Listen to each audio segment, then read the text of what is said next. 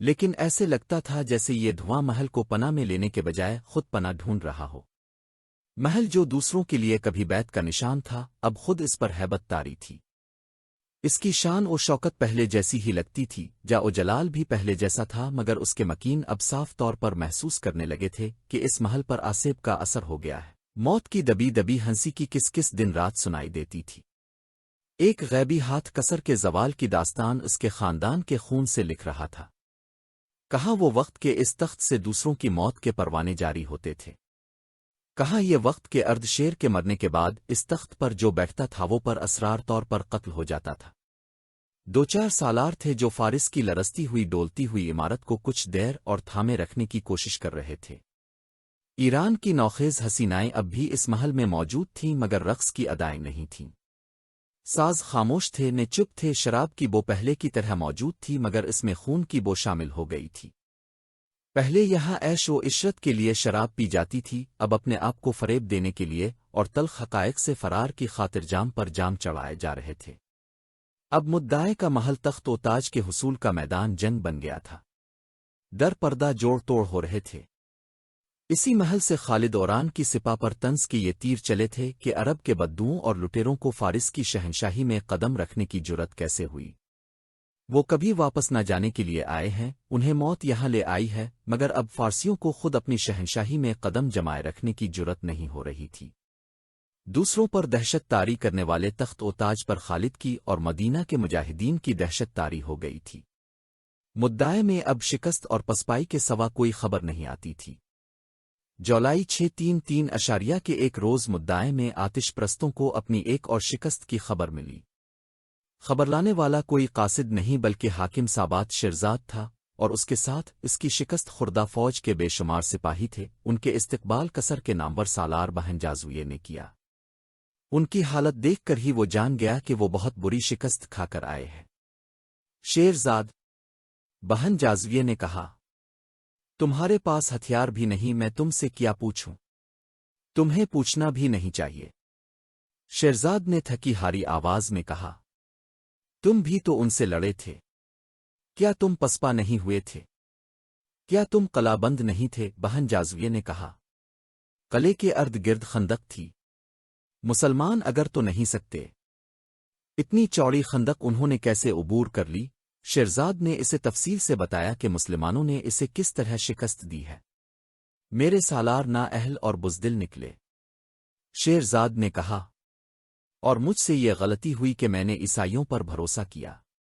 مجھے بتایا گیا تھا کہ یہ زبردست لڑکے ہیں، لیکن انہیں معلوم ہی نہیں کہ لڑائی ہوتی کیا ہے۔ تم شاید یہ نہیں دیکھ رہے کہ تم پسپا ہو کر مسلمانوں کو اپنے پیچھے لا رہے ہو۔ بہن جازو یہ نے کہا، اور تمہیں یہ نہیں معلوم کہ مدعے میں کیا ہو رہا ہے؟ شاہی خاندان تخت کی وراثت پر آپس میں لہولہان ہو رہا ہے۔ فارس کی آبرو کے محافظ ہم 4 سالار رہ گئے ہیں، اور جب تخت سالاروں کی تحویل میں آ جائے گا تو وہ شاہی خاندان کی طرح ایک دوسرے کے دشمن ہو جائیں گے۔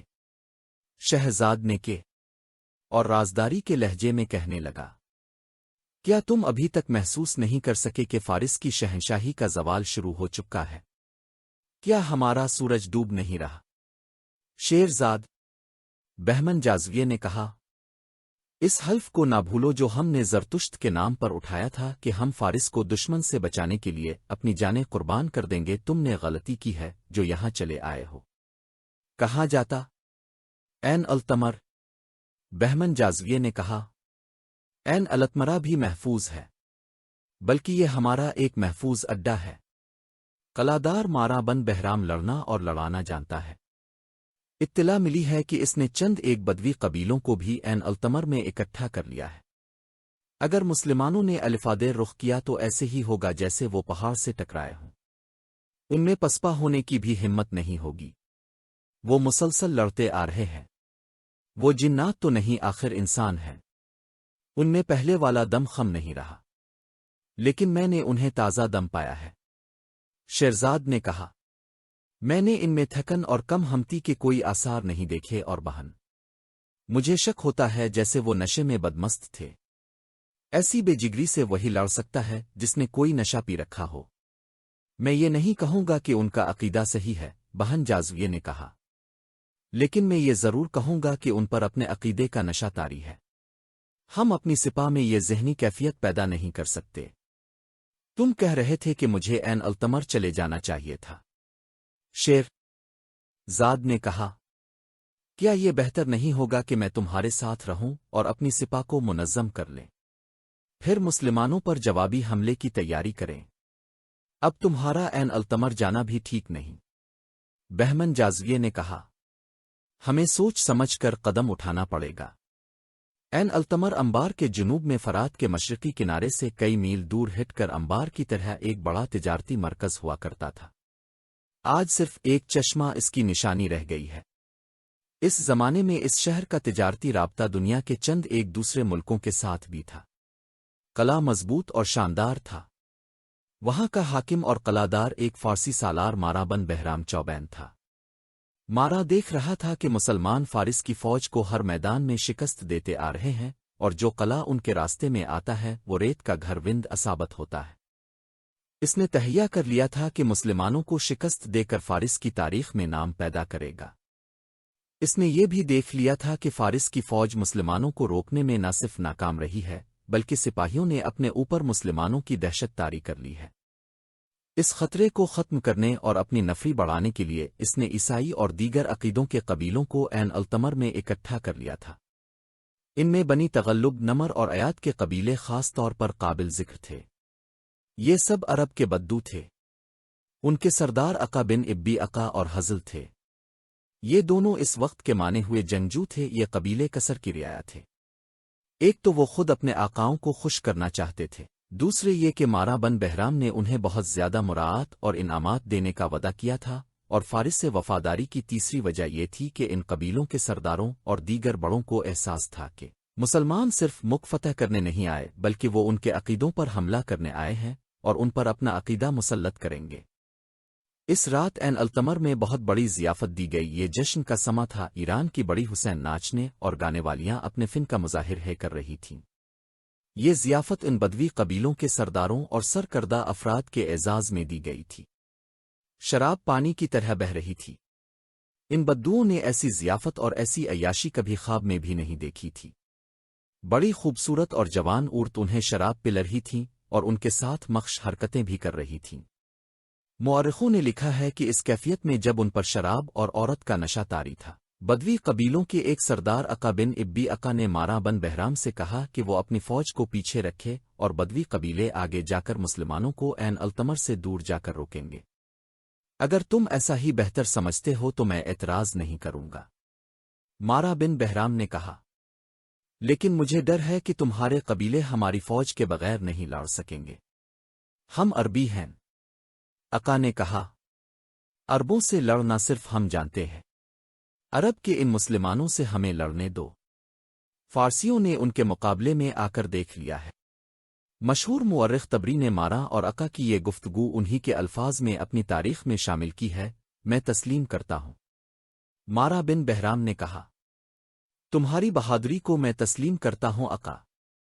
جس طرح ہم اجمیوں کے خلاف لڑنے کے ماہر ہیں، اسی طرح تم عربوں کے خلاف لڑنے میں مہارت رکھتے ہو۔ تم ان عربی مسلمانوں کو کاٹ چھینکنے کے لیے آگے چلے جاؤ۔ میری فوج تمہارے قریب ہی کہیں موجود ہوگی۔ جو ہی ضرورت پڑی ہم تمہاری مدد کو پہنچ جائیں گے۔ رات گزر گئی۔ صبح فارس کی فوج کے 2 سالار مارا بن بہرام کے پاس گئے۔ رات کو ہم نے آپ کی اور عقا کی بات چیت میں دخل دینا مناسب نہ سمجھا۔ ایک سالار نے کہا، ہم نے بولنے کی ضرورت اس لیے بھی نہ سمجھی کہ رات کی یہ بات چیت نشے کی حالت میں ہو رہی تھی۔ میں پوری طرح ہوش میں تھا۔ مارا نے کہا، کہو کیا کہنا چاہتے ہو؟ اپنے جو ان بدوی قبیلوں کو اہمیت دی ہے یہ ہمارے لیے اچھی نہیں۔ سالار نے کہا، کیوں اچھی نہیں؟ اس سے ان قبیلوں کو یہ تاثر ملا ہے کہ ہم مسلمانوں سے ڈرتے ہیں۔ سالار نے جواب دیا، آئیے کہ ہم کمزور ہیں، یہ لوگ اتنی اہمیت کے قابل نہیں۔ الف گر بدوی قبیلوں نے مسلمانوں کو شکست دے دی۔ دوسرے سالار نے کہا، تو کہا جائے گا کہ یہ فتح ان قبیلوں کی ہے، اور اگر یہ نہ ہوتے تو ہم ایک اور شکست سے دوچار ہوتے۔ میں نے انہیں جو اہمیت دی ہے یہ آخر تمہیں ملے گی۔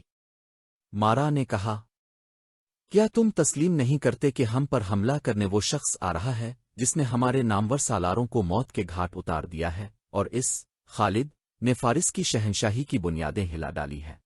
میں اس اعتراف سے نہیں شرماؤں گا کہ تم خالد کا مقابلہ نہیں کر سکتے۔ میں نے کچھ سوچ کر ان بدوی قبیلوں کو آگے جانے کی اجازت دی ہے۔ اگر انہوں نے مسلمانوں کو شکست دے دی تو یہ تمہاری فتح ہوگی۔ یہ بدوی قبیلے ہماری رعایا ہے۔ اگر یہ مسلمانوں کو شکست نہ دے سکے اور پسپا ہو گئے تو ہم مسلمانوں پر اس حالت میں حملہ کریں گے کہ وہ تھک کر چور ہو چکے ہوں گے اور ہماری فوج تازہ دم ہوگی۔ دونوں سالاروں نے ایک دوسرے کی طرف دیکھا۔ ان کے چہروں پر رونق آ گئی تھی۔ اپنے حاکم کی یہ چال انہیں بہت پسند آئی تھی۔ خالد مجاہدین کے لشکر کو لے کر عین التمر کی طرف جا رہے تھے۔ انہوں نے دریائے فرات عبور کیا اور بڑی تیز رفتار سے دریا کے کنارے پیش قدمی جاری رکھی۔ انہوں نے دیکھ بھال کے لیے جو آدمی آگے بھیج رکھے تھے وہ اپنی اطلاع قاصدوں کے ذریعے بھیج رہے تھے۔ انبار میں خالد اپنے ایک نائب سالار زبرقان بن بدر کو چھوڑ آئے تھے۔ عین التمر 10 میل دور رہ گیا تھا جب جاسوس اور دیکھ بھال کرنے والے دوسرے آدمی پیچھے آ گئے۔ انہوں نے خالد کو اطلاع دی کہ ذرا ہی آگے ایک بہت بڑا لشکر پڑاؤ ڈالے ہوئے ہے اور یہ لشکر فارس کا نہیں بلکہ بدوی قبیلوں کا ہے۔ اس لشکر کا سالار اعلی عقبہ بن ابی عقا اور اس کا نائب حزل ہے۔ خالد نے اپنے لشکر کو روک لیا اور خود آگے دیکھنے گئے۔ انہوں نے چھپ کر دیکھا۔ انہیں کسر کی فوج کہیں بھی نظر نہیں آئی۔ یہ لشکر بدوی قبیلوں کا تھا۔ خالد کا لشکر ابھی کوچ کی ترتیب میں تھا، جو دراصل ترتیب نہیں تھی۔ منزل ابھی 10 میل دور تھی۔ ابھی لشکر قافلے کی صورت میں چلا آ رہا تھا۔ عین التمر پہنچ کر شہر کو محاصرے میں لینا تھا، لیکن راستے میں ایک انسانی دیوار آ گئی جو مسلمانوں کے لیے غیر متوقع تھی۔ مورخوں نے ان قبیلوں کی تعداد نہیں لکھی سوائے اس کے کہ وہ تعداد میں مدینہ کے مجاہدین سے خاصے زیادہ تھے۔ عین التمر کی اپنی فوج اس تعداد کے علاوہ تھی۔ اس طرح مسلمانوں کا مقابلہ کم از کم 3 گنا طاقتور دشمن سے تھا۔ خالد نے فوراً اپنے لشکر کو 3 حصوں میں تقسیم کیا۔ پہلے کی طرح وہ خود قلب میں رہے اور اپنے دونوں تجربہ کار سالاروں عاصم بن عمرو اور عدی بن حاتم کو دائیں اور بائیں پہلوؤں میں رکھا۔ خالد نے تمام سالاروں کو اپنے پاس بلایا۔ ہماری ترتیب وہی ہے جو آمنے سامنے کے ہر مرکے میں ہوا کرتی ہے، خالد نے سالاروں سے کہا، لیکن لڑنے کا طریقہ مختلف ہوگا۔ اب قلب سے حملہ نہیں ہوگا۔ میرا اشارہ ملتے ہی دونوں پہلو دشمن کے پہلوؤں پر حلہ بول دیں اور وہاں دشمن کو پوری طرح الجھا لیں۔ تھوڑی دیر بعد اس طرح پیچھے ہٹیں کہ دشمن کو یہ تاثر ملے کہ تم پسپا ہو رہے ہو۔ تھوڑا سا پیچھے آ کر پھر آگے بڑھو اور پھر پیچھے ہٹو، اس طرح دشمن کے پہلوؤں کو آپس میں الجھائے رکھنا کہ اپنے قلب کی انہیں ہوش نہ رہے۔ میں سیدھا دشمن کے قلب پر حملہ کروں گا، لیکن کچھ دیر بعد تم دونوں اس کوشش میں رہنا کہ دشمن کے پہلوؤں سے اس کے قلب کو مدد نہ مل سکے۔ ولید کے بیٹے دشمن کی طرف سے للکار سنائی دی۔ آنکھیں کھول دیکھ، تیری موت مجھے کس کے سامنے لے آئی ہے؟ میں عقا ہوں، عقبہ بن ابی عقا، ولید کا بیٹا دیکھ چکا ہے۔ خالد نے گھوڑے پر سوار ہو کر اور رکابوں میں کھڑے ہو کر للکار کا جواب دیا۔ تیری مکر وہ آواز سنے بغیر دیکھ لیا ہے۔ کیا کسر کے سالاروں نے محل میں ناچنا اور گانا شروع کر دیا ہے کہ ان کی لڑائی تم لڑنے آ گئے ہو؟ ابن ولید عقا کی للکار بلند ہوئی، کیا تو زندہ واپس جانے کا خواہش مند نہیں؟ میں زندہ واپس جاؤں گا، خالد نے گلا پھاڑ کر کہا۔ ای خدا کی قسم، تیرے سر کو تیرے جسم سے الگ کر کے جاؤں گا۔ خالد اپنے سالاروں کی طرف متوجہ ہوئے۔ رب کعبہ کی قسم، خالد نے کہا، میں عقا کو زندہ پکڑوں گا، پھر اسے زندہ نہیں رہنے دوں گا۔ تم سب اپنے اپنے دستوں تک پہنچو اور سب کو بتاؤ کہ آج تمہارا مقابلہ 2 فوجوں کے ساتھ ہے۔ ایک یہ فوج ہے جو تمہارے سامنے سیاہ پہاڑ کی مانند کھڑی ہے، اور ایک وہ فوج ہے جو شہر کے اندر ہے یا کہیں روپوش ہے اور نہ جانے کی طرف سے تم پر حملہ کر دے گی۔ سب کو بتا دو کہ آج جس نے پیٹھ دکھائی وہ اللہ کو منہ دکھانے کے قابل نہیں رہے گا۔ مورخ لکھتے ہیں کہ مدینہ کے مجاہدین مسلسل لڑ رہے تھے اور کوچ کر رہے تھے اور ان کی تعداد بھی کم تھی۔ این التمر میں دشمن کو لام کار کر خالد بظاہر غلطی کر رہے تھے، لیکن خالد کے چہرے پر سنجیدگی ضرور تھی، پریشانی کی ہلکی سی بھی جھلک نہیں تھی۔ انہیں دشمن للکار رہا تھا۔ خالد نے اشارہ دے دیا۔ ایک پہلو سے سالار عاصم بن عدی اور دوسرے پہلو سے سالار عدی بن حاتم نے بدوی قبیلوں کے لشکر کے پہلوؤں پر حملہ کر دیا۔ عقا بن ابی عقا اپنے لشکر کے قلب میں تھا اور اس کی نظر مسلمانوں کے قلب پر تھی جہاں خالد تھے۔ اسے توقع تھی کہ دستور کے مطابق سامنے سے قلب کے دستے حملہ کریں گے، مگر خالد دستور سے ہٹ گئے تھے۔ دونوں فوجوں کے پہلو جب گوئے تم گتھا ہوئے تو تھوڑی دیر میں اپنی اڑائی ہوئی گرد میں چھپ گئے تھے۔ اس گرد سے گھوڑوں کے ہنانانے، تلوار اور ڈھالوں کے ٹکرانے کی مہیب آوازیں اور زخمیوں کی کربناک صدائیں اٹھ رہی تھیں۔ ایک قیامت تھی جو گرد کے اندر بپا تھی۔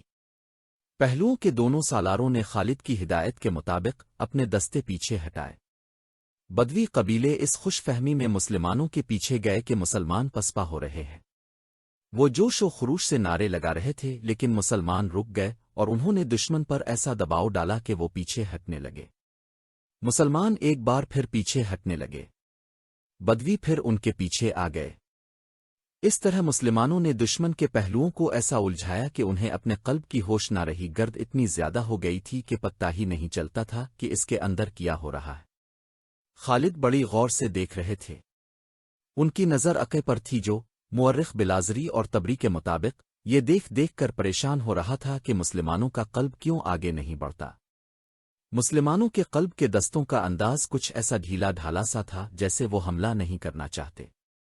عقا بن ابی عقا نے جب مسلمانوں کے قلب کے دستوں کو اس لاتعلقی کی سی حالت میں دیکھا تو اس نے مسلمانوں کے پہلوؤں کے دستوں کو کچلنے کے لیے قلب سے خاصی نفری اپنے پہلوؤں کی مدد کے لیے بھیج دی۔ خالد الف سے اسی دھوکے میں لانا چاہتے تھے جس میں وہ آ گیا۔ خالد نے اپنے محافظوں کو ساتھ رکھا۔ انہیں وہ بتا چکے تھے کہ عقا کو زندہ پکڑنا ہے۔ خالد نے قلب کے دستوں کو دشمن کے قلب پر حملے کا اشارہ دے دیا۔ عقا کے لیے حملہ اچانک اور غیر متوقع تھا۔ خالد نے اپنے محافظوں سے عقا اور اس کے محافظوں کو گھیرے میں لے لیا۔ عقا کے محافظ بے جگری سے لڑ رہے تھے۔ مسلمانوں کو وہ قریب نہیں آنے دے رہے تھے۔ عقا ان کے درمیان میں تھا۔ مسلمانوں کے دستوں نے بدوی قبائلیوں کے پاؤں اکھاڑ دیے۔ عقا بھاگ نکلنے کی کوشش کر رہا تھا، سامنے عقا۔ خالد نے اسے للکارا تو مجھے قتل کرنا چاہتا تھا۔ بعض مورخوں نے لکھا ہے کہ خالد نے کمند پھینک کر عقا کو پکڑ لیا، لیکن مورخوں کی اکثریت کی تحریروں سے پتہ چلتا ہے کہ عقا خالد کی للکار پر مقابلے میں آ گیا۔ دونوں گھوڑوں پر سوار تھے۔ عقا کو تاریخ کے ماہر جنگجو اور تیغ زن قرار دیا ہے۔ مستند یہی ہے کہ خالد اور عقا کے درمیان بڑا سخت مقابلہ ہوا۔ خالد کو اللہ کے رسول نے اللہ کی تلوار کا خطاب عطا کیا تھا۔ انہوں نے عقا کا ہر وار بچایا اور موقع کی تلاش میں رہے۔ انہیں جو ہی موقع ملا عقا کو گھوڑے سے گرا دیا۔ خالد اپنے گھوڑے سے کود کر اترے۔ عقا ابھی سنبھل ہی رہا تھا کہ خالد کی تلوار کی نوک عقا کے پہلو کے ساتھ لگ چکی تھی۔ اس کے ساتھ ہی خالد کے 3-4 محافظوں نے برچھیوں کی انیاں عقا کے جسم کے ساتھ لگا دیں۔ عقا نے ہتھیار ڈال دیے۔ اس کے کئی محافظ ہلاک اور زخمی ہو چکے تھے۔ جو بچ گئے وہ بھاگ اٹھے۔ فوراً یہ خبر بدوی قبائل تک پہنچ گئی کہ ان کا سردار عالی ہتھیار ڈال چکا ہے۔ یہ افواہ بھی پھیل گئی کہ عقا مارا گیا ہے۔ ادھر مسلمانوں کے سالار عاصم اور عدی دشمن کے پہلوؤں کے دستوں کا بہت نقصان کر چکے تھے۔ اس خبر کے ساتھ ہی کہ عقا مارا گیا، پکڑا گیا ہے، پہلوؤں کے سپاہی پسپا ہونے لگے۔ تھوڑی دیر تک صورت حال یہ ہو گئی کہ بدوی ایک دو عین التمر کی طرف بھاگے جا رہے تھے۔ عقا خالد کا قیدی تھا لیکن وہ پریشان نہیں تھا۔ اسے توقع تھی کہ عین التمر کی فارسی فوج اس کی مدد کے لیے پابا رکاب ہوگی اور آ ہی رہی ہوگی۔ وہ مسلمانوں کی حالت دیکھ کر خوش ہو رہا تھا۔ مسلمان تھک کر نڈھال ہو چکے تھے۔ خالد نے اپنے قاصدوں کو بلایا۔ تمام سالاروں اور کمانداروں کو پیغام دو کہ بدوی لشکر کی پسپائی کو ابھی اپنی فتح نہ سمجھیں۔ خالد نے قاصدوں سے کہا، ابھی مال غنیمت کی طرف بھی نہ دیکھیں، ایک اور فوج آ رہی ہے، وہ تاز دم ہوگی، اس کے مقابلے کے لیے تیار رہو۔ یہ تو معلوم ہی نہیں تھا کہ مارا بن بہرام کی فوج کس طرف سے آئے گی۔ آوو عین التمر میں قلعہ بند ہو کر لڑے گی۔ اس فوج پر نظر رکھنے کے لیے مسن ابن حارثہ اپنے چھاپا مار دستے کے ساتھ این التمر تک کے علاقے میں موجود اور متحرک تھا۔ اس نے خالد کو بار بار یہی پیغام بھیجا تھا کہ آتش پرستوں کی فوج کہیں بھی نظر نہیں آ رہی۔ پھر اس کا یہ پیغام خالد ٹینک پہنچا کہ اکا کے قبائلی خوف وہر اس کی حالت میں بھاگ بھاگ کر این التمر میں پناہ لے رہے ہیں۔ مسن ابن حارثہ کے چھاپا مار بھاگنے والے بدوی قبیلوں کا تعاقب کر کے انہیں مار رہے تھے۔